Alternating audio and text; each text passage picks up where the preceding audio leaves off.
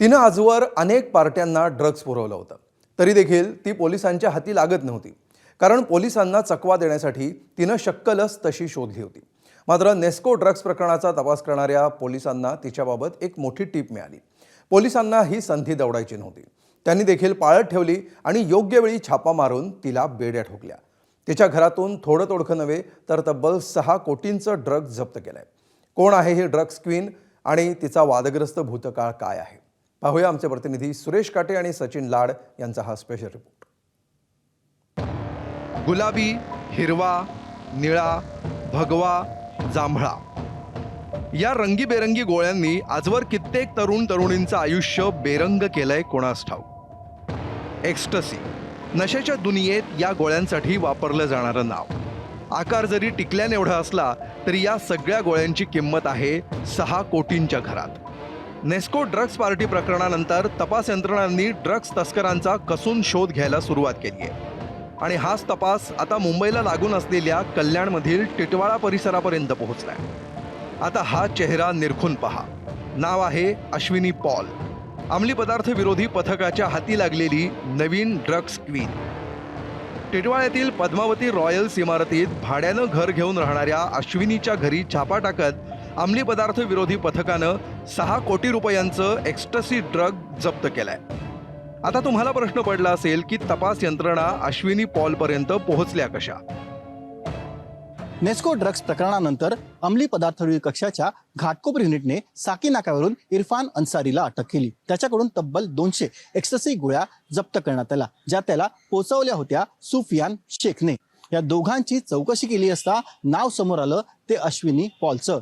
तिच्या टिटवाळा येथील घरात पोलिसांनी धाड टाकली असता एक्स्टसीचा एक मोठा साठा पोलिसांच्या हाती लागला. अश्विनीच्या घरात ड्रग्जचं घबाड सापडल्यानंतर पोलीसही चक्रावून गेले. अश्विनी पॉल ही मूळची पुण्याची रहिवासी आहे. तिने सुरुवातीला मुंबईत बारबाला म्हणून काम केल्याचं समजतंय. डान्स बारमध्ये तिची ओळख ड्रग्ज तस्करांशी झाली आणि ती या धंद्यात आली. तपास यंत्रणांना चकवा देण्यासाठी ती दर 2 ते 3 महिन्यांनी घर बदलायची. टिटवाळ्यात राहायला येण्यापूर्वी तिचं नवी मुंबई आणि कल्याणमध्ये वास्तव्य होतं. अश्विनी पॉलच्या घरातून पोलिसांनी 4 ते 5 मोबाईल फोन आणि 7 ते 8 सिम कार्ड जप्त केले. VoIP कॉलच्या माध्यमातून ती ड्रग्ज तस्करांच्या संपर्कात राहायची. मुंबई आणि लगतच्या छोट्या मोठ्या शहरांमध्ये ती पार्टी ड्रग म्हणजेच एक्स्टसीच्या गोळ्या सप्लाय करायची. अश्विनी पॉलनं 2 लग्न केली आहेत. अश्विनी पॉलनं तिचा मुक्काम टिटवाळ्यात हलवलाय याची माहिती मिळाल्यानंतर पोलिसांनी सर्व खबरदारी घेत कारवाई करण्याचं ठरवलं. जवळपास 3 दिवस पोलीस अश्विनी पॉलच्या हालचालींवर नजर ठेवून होते. सर्व गोष्टींची खातरजमा केल्यानंतर पोलिसांनी शनिवारी रात्री तिच्या घरावर छापा मारला. पोलीस या पद्मावती रॉयल्स इमारतीच्या आवारामध्ये आले तेव्हा पोलिसांनी जर पाहिलं तर अशा पद्धतीचे CCTV जे आहेत, CCTV देखील पोलिसांनी बंद केले होते, जेणेकरून ही जी कारवाई जी आहे ती कुठेही लीक होऊ नये किंवा या संदर्भात कुठेही माहिती पसरू नये यासाठी पोलिसांनी गुप्तता पाळली होती. त्यामुळे या इमारतीमधील काही CCTV देखील पोलिसांनी बंद केले होते आणि त्यानंतर याच घरातून 705 रूम नंबरमधून अश्विनी फ्रान्सिस पॉल या महिलेला मुंबई पोलिसांनी अटक केलेली आहे. नेस्को ड्रग्ज प्रकरणातील आरोपी विनीत गेरेलानीच्या घरातून जप्त करण्यात आलेल्या एक्स्टसीच्या गोळ्यांवर मर्सिडीज असं कोरण्यात आलं होतं.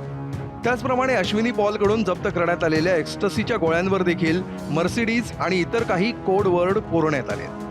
त्यामुळे विनीत आणि अश्विनी यांचा एकमेकांशी नेमका काय संबंध आहे? अश्विनीला ड्रग्ज पुरवणाऱ्या या नेटवर्कमधला सर्वात मोठा म्होरक्या कोण आहे? या रॅकेटचे धागेदोरे परदेशापर्यंत पसरले आहेत काय? या सगळ्या प्रश्नांची उत्तरं अंमली पदार्थ विरोधी पथकाला शोधावी लागणार आहे. आणि ही उत्तरं शोधताना अनेक अश्विनी पॉलचा पर्दाफाश होण्याची शक्यता आहे. कल्याणहून सुरेश काटेसह सचिन गाड, ABP माझा, मुंबई. ABP माझा, उघडा डोळे बघा नीट.